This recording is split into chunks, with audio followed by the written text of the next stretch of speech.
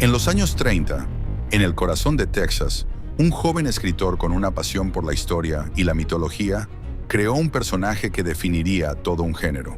Su nombre era Robert Irving Howard, y el héroe que nació de su imaginación sería conocido en todo el mundo: Conan el Bárbaro. Pero ¿cómo llegó un chico del sur de Estados Unidos a dar vida a un guerrero cimerio de la Edad de Bronce?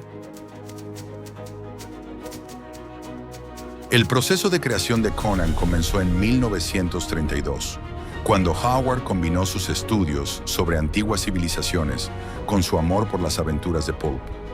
Buscaba crear un héroe fuerte pero complejo, no solo un guerrero brutal.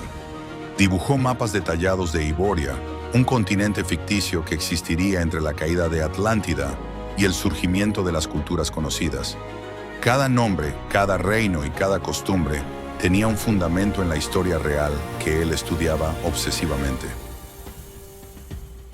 La primera aventura de Conan vio la luz en diciembre de 1932 en la revista Weird Tales, El féretro de Atlántida. En ella conocemos a un Conan joven, mercenario en el ejército de Aquilonia, que se enfrenta a una secta oscura que busca revivir una diosa antigua. Howard plasmó en esta historia todos los elementos que definirían al personaje: su fuerza sobrehumana, su astucia, su desprecio por las convenciones y su capacidad para sobrevivir en un mundo peligroso y mágico.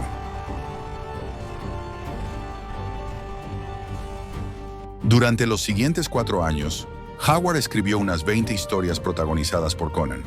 En ellas, el cimerio viaja por todo Iboria, desde las selvas de Kush hasta las ciudades nórdicas de Vanaheim, desde los desiertos de Stygia hasta los palacios dorados de Ophir. Se convierte en pirata, mercenario, ladrón y hasta rey. Cada aventura mezcla acción trepidante, misterio sobrenatural y reflexiones sobre el poder, la justicia y el destino de las civilizaciones. Para Howard, Conan era más que un simple héroe de aventuras. Era la encarnación de la fuerza vital que él admiraba en los pueblos antiguos. Vivía en una época de cambios sociales y económicos profundos, y veía en Conan un símbolo de la libertad individual frente a las estructuras opresivas. Su propia vida, marcada por la enfermedad de su madre y las dificultades económicas, influyó en la visión sombría pero apasionada del mundo que plasmó en sus historias. Tras la muerte de su madre en 1936, Robert E. Howard se quitó la vida a los 30 años, dejando un legado inacabado. Pero sus historias de Conan no desaparecieron. En los años 50, las editoriales comenzaron a publicar colecciones completas de sus obras, y el personaje ganó popularidad entre nuevas generaciones de lectores. Escritores como Fritz Leiber y Michael Moorcock reconocieron su influencia en el género de la fantasía épica. En las décadas siguientes, Conan se convirtió en un ícono de la cultura popular. La película de 1982 lo llevó a las pantallas grandes. Los cómics de Marvel expandieron su universo, y videojuegos y series continuaron su legado. Aunque muchas adaptaciones han modificado el personaje original, todas tienen su origen en las historias que Howard escribió en su pequeño despacho de Texas, donde un joven soñó con mundos lejanos y héroes invencibles.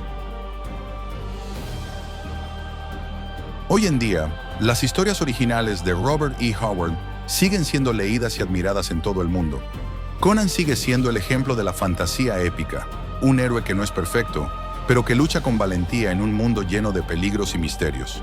Si quieres conocer al Conan verdadero, te recomendamos buscar las ediciones autorizadas de sus obras, donde podrás descubrir por ti mismo por qué este personaje creado hace casi un siglo sigue cautivando a los lectores.